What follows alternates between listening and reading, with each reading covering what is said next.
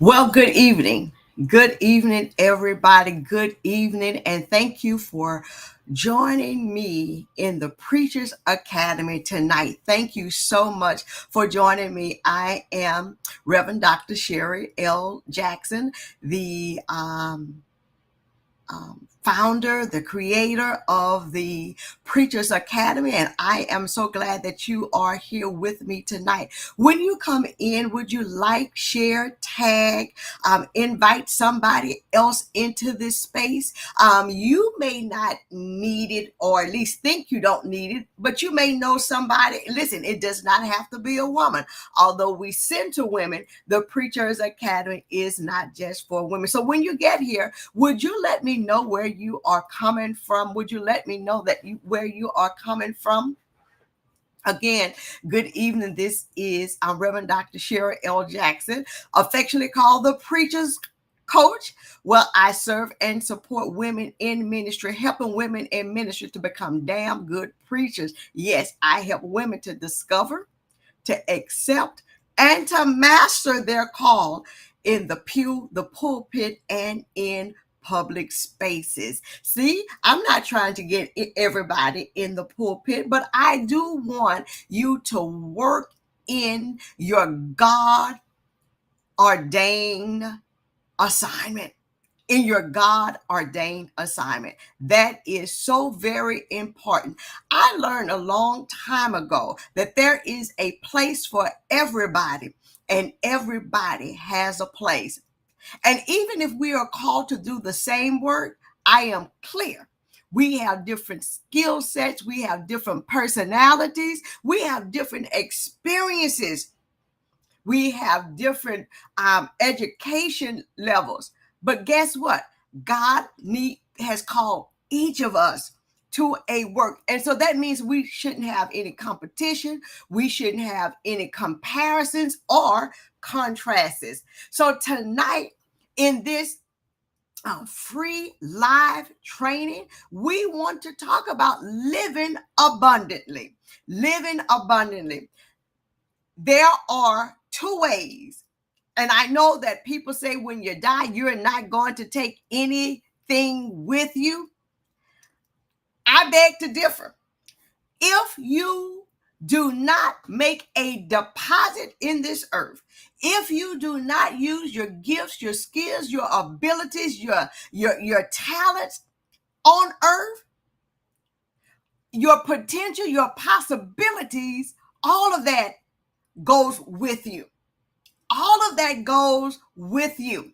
And those who are left, the world suffers because you did not use what God has given you. You did not use what God has given you. So welcome tonight. And so I want to talk about some things that keep us from being impactful, influential, informative, and inspirational while we are here on this earth.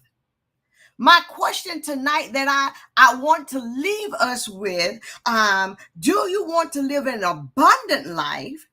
Do you want to live a prosperous life? Now, when I talk about prosperity, I'm not talking about tangible. Now, tangible things may come along with it, but to live a prosperous life is to live a life flowing and being successful on our journey that God has placed us in.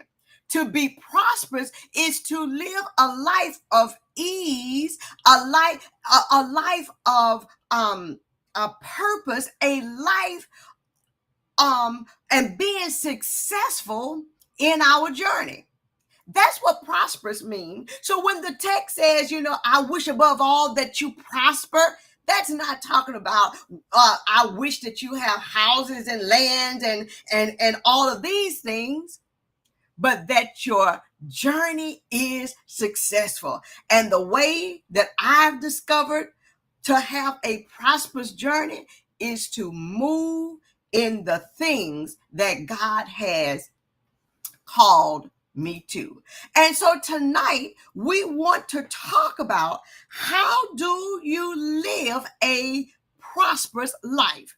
How do you live full and die empty? How do you live full and die empty? Welcome to those who are coming in. I'm Reverend Dr. Sherry L. Jackson, the creator of the Preachers Academy. Again, this is not just for preachers.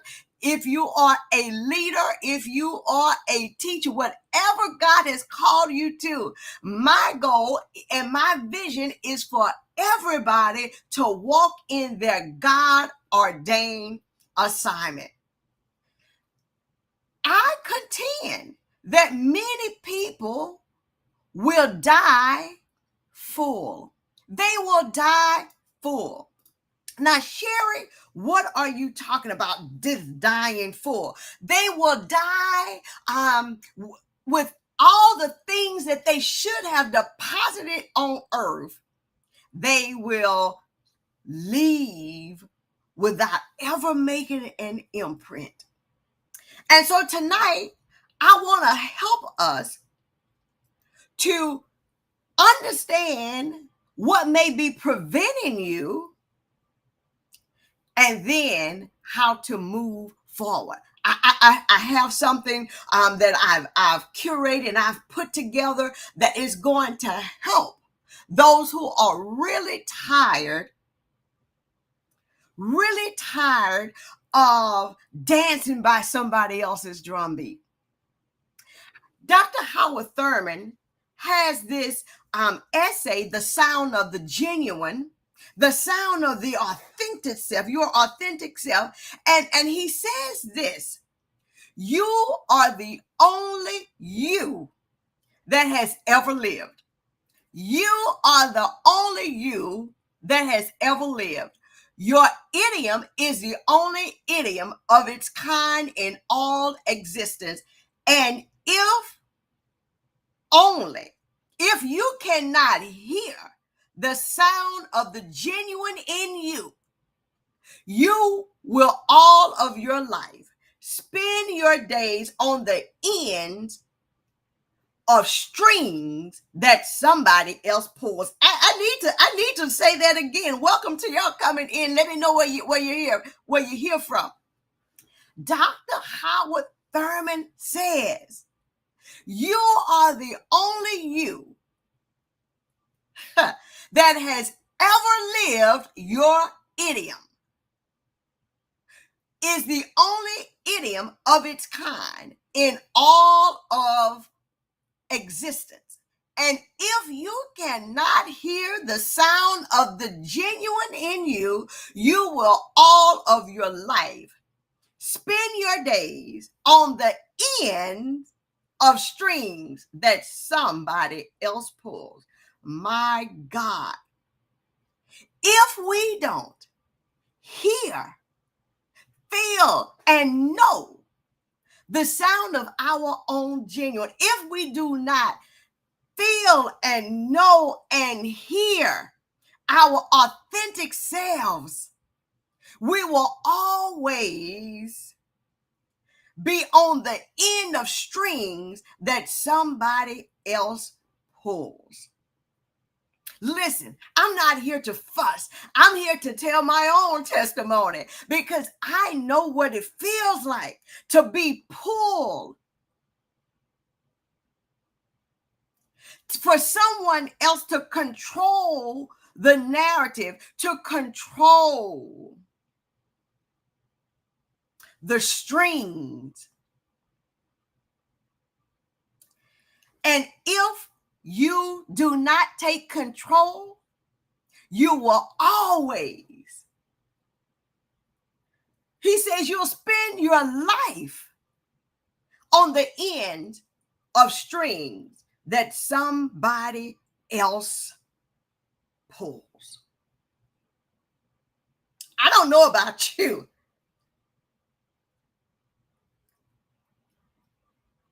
but each one of us has something.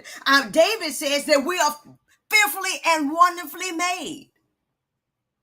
That God took the time to hand stitch each one of us, to masterfully put us together.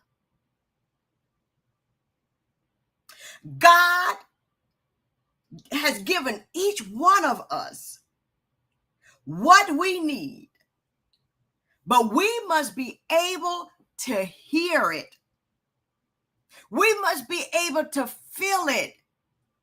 We must be so agitated by that sound that we cannot go another further until we do and answer the call. And again, I'm not talking about everybody preaching. I am talking about we all answering or responding to the sound of our own genuine. Do you know the sound?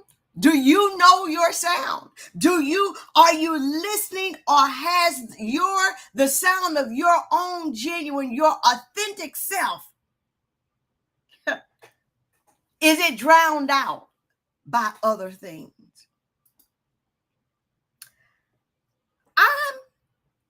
I'm in awe of the fact we've all seen an acorn. You seen them on the ground. You have kicked them around. You've taken that acorn and you've thrown it and you just kicked it. But do you know that the oak tree is already in the acorn? The oak tree is already in the acorn. The acorn, as small as it is, contains the oak tree. And we've all seen oak trees, how big they are, how grand they are. And they come from the seed known as an acorn. What am I saying tonight? That everything that you need to fulfill your God-ordained assignment was placed in you in the womb. From the time that you were an embryo, greatness has been on the inside of you. God placed greatness in you, just as God placed the oak tree in the acorn. Now, of course, it had to go through the process. It had to go through the ups and downs and all the intricacies of being the oak tree, but it becomes the oak tree. What am I saying? That everything that you need is already inside of you. It needs to be nurtured. It needs to be discerned. It needs to be cultivated. But it's on the inside of you. God has placed on the inside of each one of us a genuine sound that other people may hear and other people may see and sense, but unless we hear it, we will always be marching by the beat of somebody else's drum. I don't know about you, but for me, I want to dance by my own drum beat.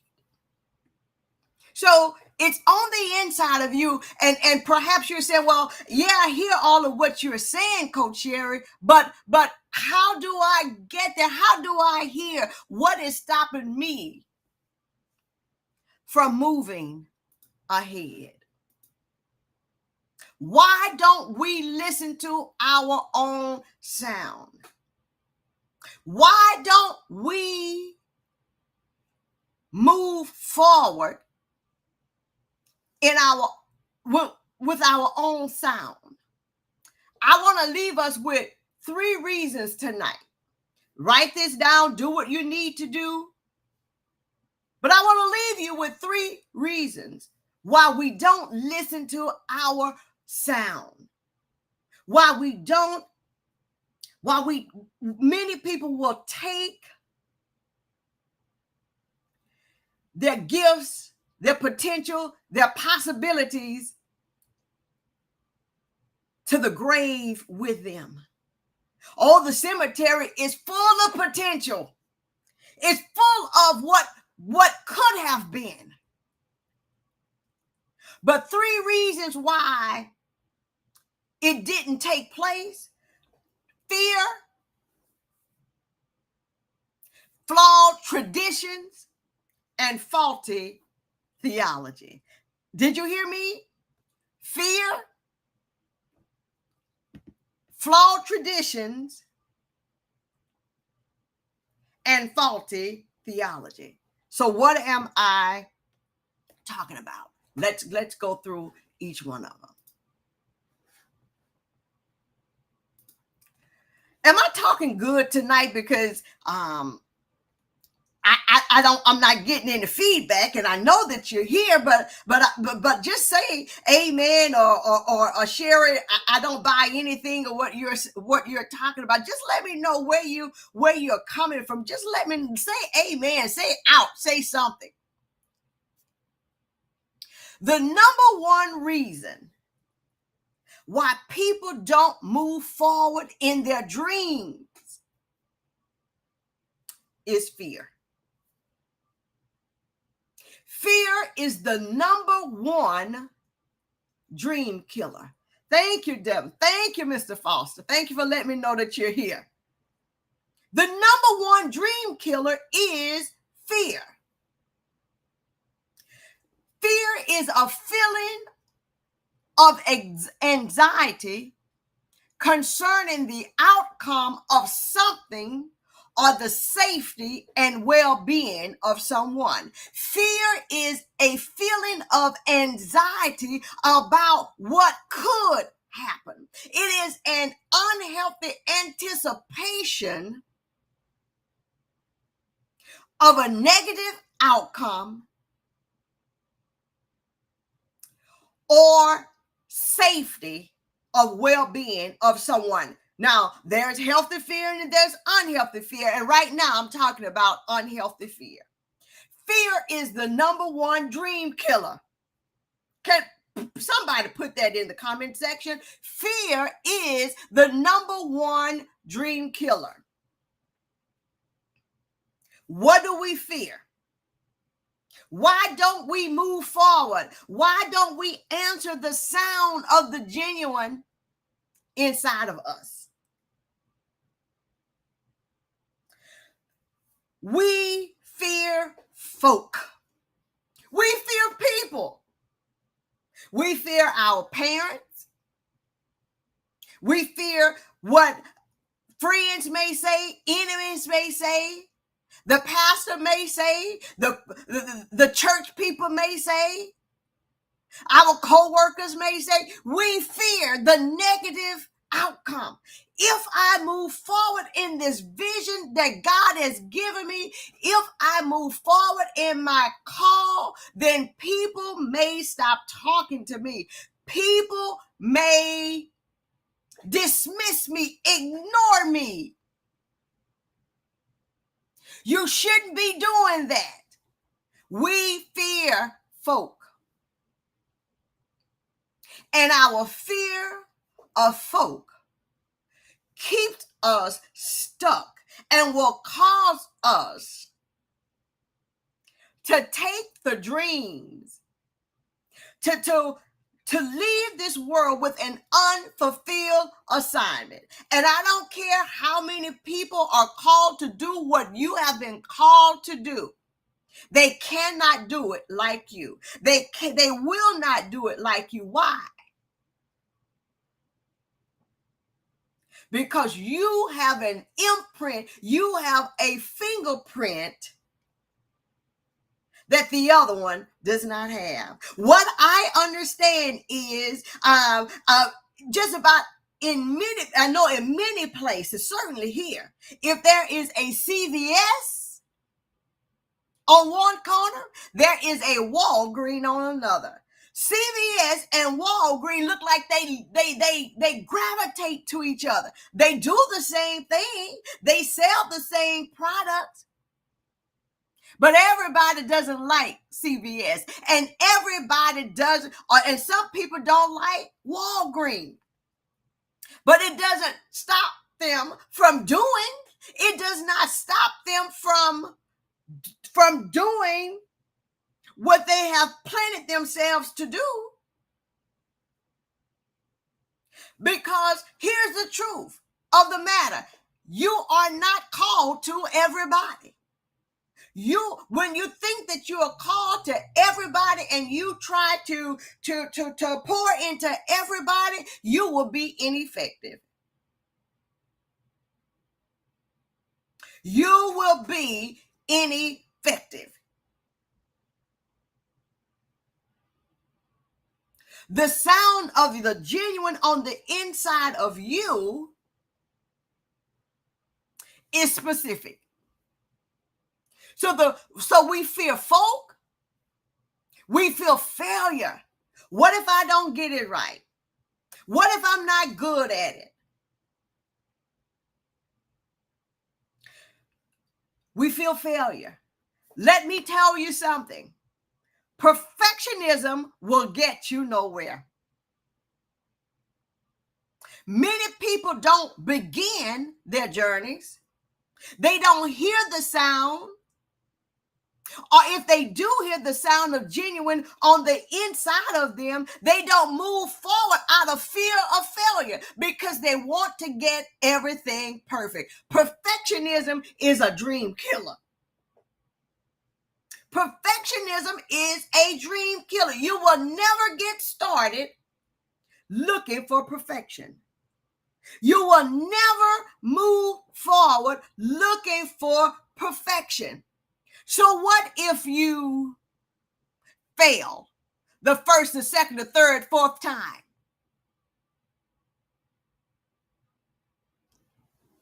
Then you make sure that the fifth time you learn from the lessons of failure, and on the fifth time, you'll get it right. But we don't move and answer the call because of fear of failure, and then the fear of rejection. We fear being rejected. Listen, nobody wants to be rejected. I don't want to be rejected. So how many times have you wanted to do something? You wanted to talk to somebody. You wanted to apply for the job. You wanted to write the book.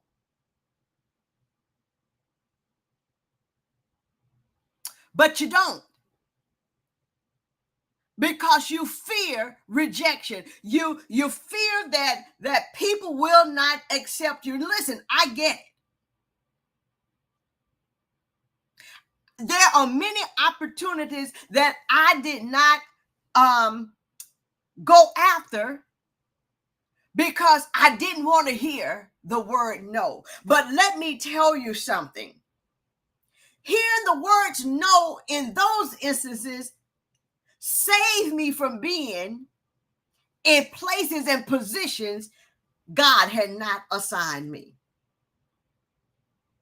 Hearing the no made room for the yes to come my way. Fearing rejection. If I go forth, they won't receive me.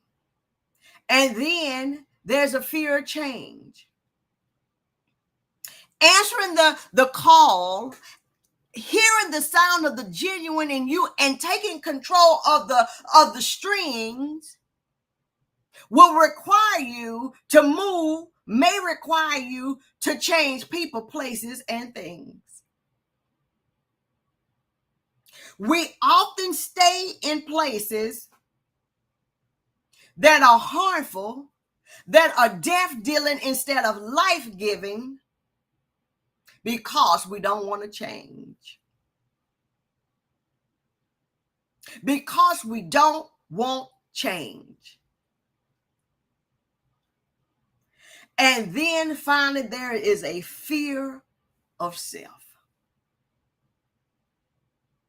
I'm not good enough. Who am I that God will call me? Who am I to go up there and apply for this? I don't have, it's called self-sabotage at times, because there are times that we fear success. There are times that we actually fear success. Fear is a dream killer. Fear stops up our ears that we cannot hear the sound of the genuine on the inside of us. My question tonight is, what will you die with that the world needs, but you are too afraid to move forward? What is that business? What is that book that we need to come from your mind? What is the business? What is the solution that you have to a problem that we have? But fear is keeping you from moving forward. I hope this is helping somebody tonight, because these are things that I had to wrestle with in my own story. I could not hear, or I was ignoring God's voice for years to preach, because I was afraid of people, of what they would say.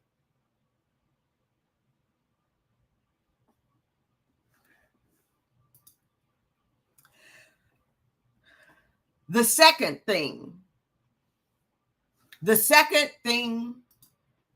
that keeps us stuck that keeps us from hearing the sound of genuine, that keeps us from moving forward, is what I call flawed traditions. Now, what do I mean by that? We've never done that before. You can't do that. Nobody in this church has ever done that. No woman has ever done that. Nobody from your neighborhood has ever done that. We always come here for Thanksgiving. We always do this in our churches. Tradition is the center of many ingrained thoughts and ideas we subscribe to. We pick up ideas from religion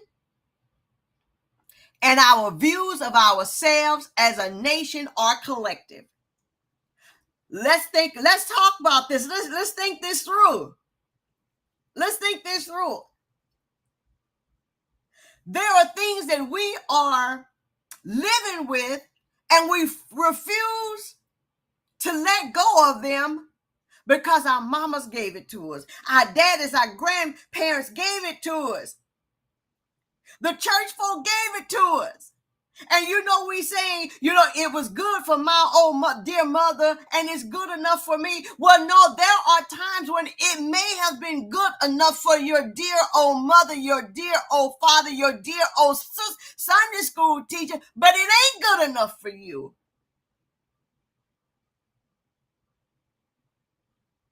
And we hold on to the traditions. And when we do, Traditions out of season steals, suffocates, and it has an air of supremacy. And what do I mean by supremacy? It controls. There are things that we hold on to that people actually place in us to control us, to keep us in this box. Oh, I know I'm talking good. I'm talking better. I'm training tonight better than what y'all responding tonight. I know I am.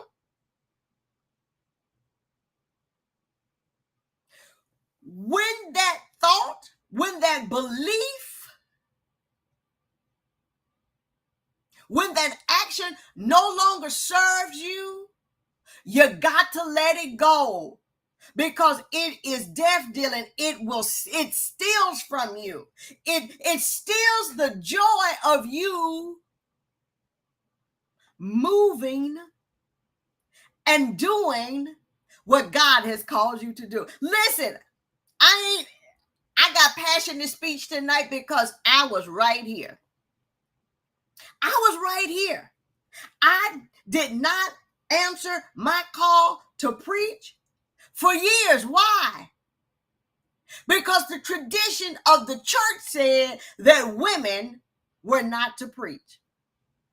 The tradition of the church said that women could only do A, B, and C. Listen, I'm from the South. Y'all know from the 800 block of Mooney Avenue. Things that we hold on to. Women, don't put on that red lipstick. Don't you wear those, that red fingernail polish. Do you know that it took me years? When I came to my own understanding, the red fingernail and red lipstick was not gonna send me to hell. And my God, if God would send me to hell for preaching, I'm all for it. If I'm wrong for doing what I know that God, if it's wrong, now that's one time I'm willing to go. Say what you want. Say what you want. In all of the things that we say you can go to hell for, if me preaching sends me to hell, I don't know what kind of God that is. I need you to think about the things that you are holding on to, the traditions, the thoughts that the beliefs that you are holding on to. You see, there came a point in my life I had to drop my mama's God understanding of God. I had to drop my grandmother's understanding of God. The church that I grew up in, I had to drop that God and embrace the God of my understanding. And when I did that, life became sweet. Because I not only heard the sound of the genuine inside of me, I answered, I responded, I began to dance and to move with that sound. Let me tell you, if you are still holding on to traditions, to thoughts that were ingrained in you, you need to ask yourself why. Because flawed traditions steal, suffocate, and they subjugate. Supremacy, they control. They control. And when we hold on, we end up dying full. We will carry with us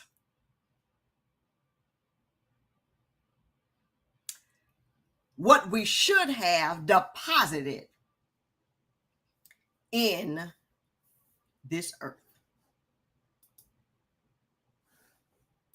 The third thing is faulty theology.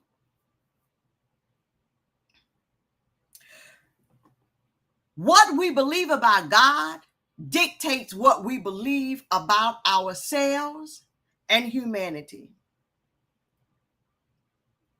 What am I saying? We have sat under people who have misinterpreted biblical texts, who have spouted out harmful theology, which is again a way to keep you in control. Let me tell you, I know for women, the number one scripture that is used to keep us in our places is 1 Corinthians 14 and 34. Women ought to keep silent in the church. What do we believe about God to say that God will create women in the image of God, and then God would basically punish God's own creation and say, you can only do A, B, and C? Listen, we stay in harmful relationships and harmful marriages because we have been ingrained with, you can't get a divorce. That kind of theology, that kind of interpretation keeps us stuck and bound.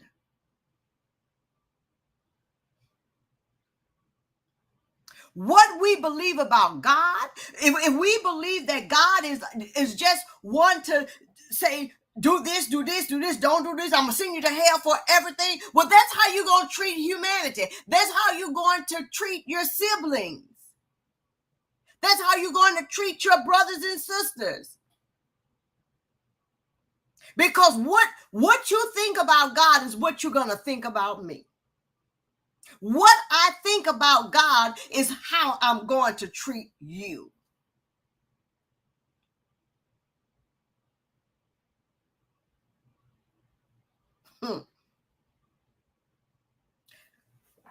Think about the times that you have sat under teachings and you have heard sermons that really cause more harm than they did good. And I know I'm talking good. I know that I'm talking good.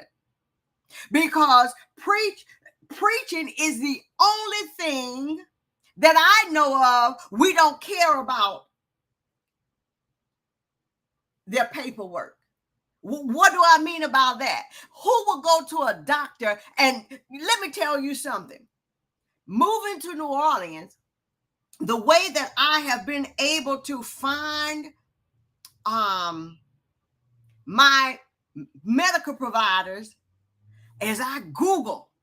Okay, I look for a dermatologist and I said, okay, I want dermatologists. First of all, I'm looking for Black dermatologists, but dermatologists in New Orleans near me. I find them. What am I looking for? I'm looking for if they have good reviews, and I'm looking for where they went to school. Come on, I know I'm talking good. Where did you go to school? Where did you get your medical degree?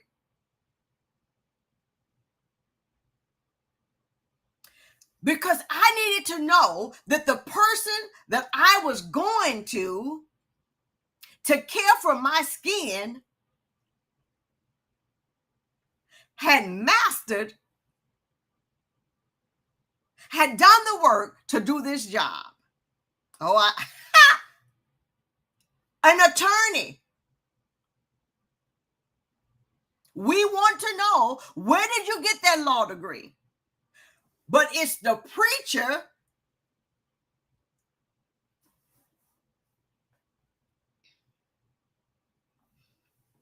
we don't care. We don't care. And we soak up all that's being said. But I'm here to tell you that learning and burning goes together. What I mean by that, scholarship and spirit go together.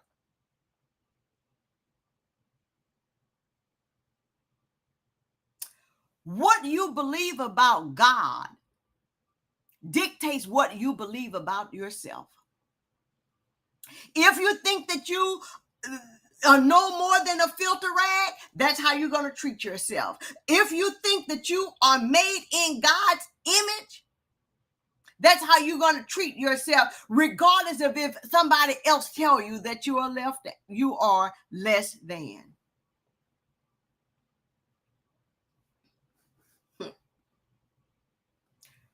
Ask yourself, is it fear? Is it flawed traditions? Is it faulty theology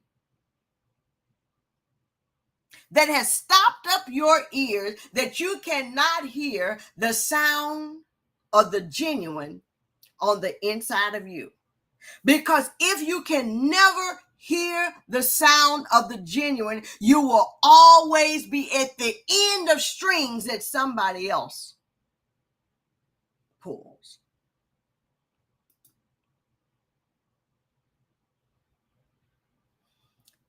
So I ask you again, what is your God ordained assignment? What is your God ordained assignment? Are you working your work while it is day? Who or what, that should be O aura, who or what is holding you back? Is it fear? And if it is fear, what is the fear and where does that fear come from? Is it faulty traditions? Is it flawed theology? What is it that is causing you not to hear the sound of genuine on the inside of you? Aren't you tired of dancing by somebody else's beat? Aren't you tired of somebody else controlling your narrative? Aren't you tired of somebody else pulling your strings? It's your choice. It's your choice. You get to answer. Will you die empty because you have given everything? You have used what God has given you, what God has placed on the inside of you. You have given it. You have made a difference in this world. Again, I ain't telling everybody to preach. I don't want everybody to preach. There's too many people that's preaching now that wasn't called to it. But wherever your call is it to the pew? Is it to the pulpit? Is it to the in public places? It's your choice whether you die empty or you die full. Will you be among the ones whose body rests in the cemetery and all that God put on the inside of you, you're taking it with you? Tonight, I want to suggest that you don't have to be among those. Perhaps you're saying, listen, Chaplain Sherry, Coach Sherry from the 800 block of Mooney Avenue.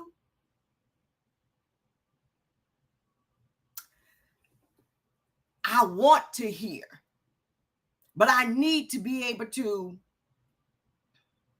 push past I need to be able to get rid of the fear. I need to be able to get rid of the flawed traditions. I need to be able to get the faulty theology. I need to be able to get those things out of my ear so I can hear the sound of genuine. Listen, God has allowed me to create, of course, a boot camp for those who are ready to become damn good, to discover, accept, and master their call.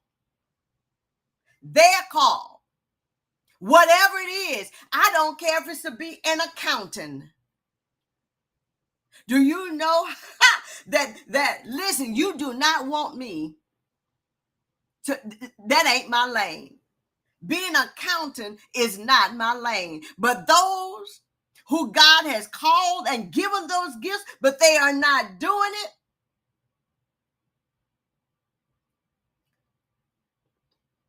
we're missing out because you're not doing it. So God has allowed me to create this boot camp, 5 days of intense training. It's called Discerning My Call, my vocation. What is my call? My voice, not just your audible, but what is the gifts and skills and the abilities and your personality and all of those things that make you distinctive, and then your value.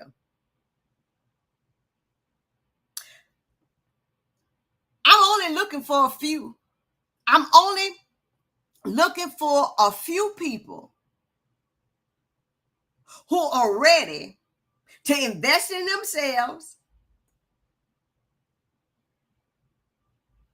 and to move forward. You're tired of dancing by somebody else's music. You're tired of being controlled by somebody else.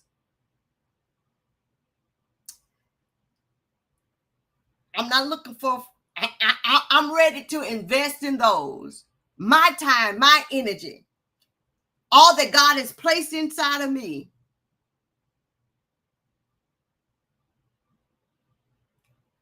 to help you move forward. If that's you, as they say in church, is there one? If that's you, I need you to go to my website, and I'm going to put it in the comment section, www.sherry let me see here, www.sherryljackson.com, Preachers Academy. No, Academy enrollment. I'm sorry. Has this helped you tonight? Has this served and supported you tonight? Has this served and supported you tonight? The reason why I'm so passionate about this is because all of these things that I've talked about happened to me. Fear, tradition, theology that I had to push past in order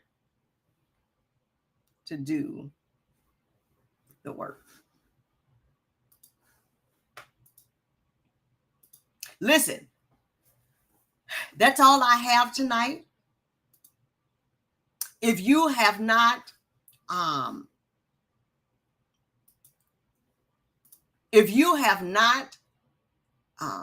gone to my new website, sherryljackson.com, please make sure that you do that. Like, share. If you have not liked the Preachers Academy page, please do that. I will make sure that it's in the description of this broadcast. Listen, I'm only looking for 5 to be in this inaugural cohort in order to move past the fear, move past the faulty theology and all of those things in order to answer the sound of the genuine on the inside of you. So at the end of the day, when your time comes, somebody will speak well of you and say, she did not take anything with her. Y'all be blessed, and may all be well with your day.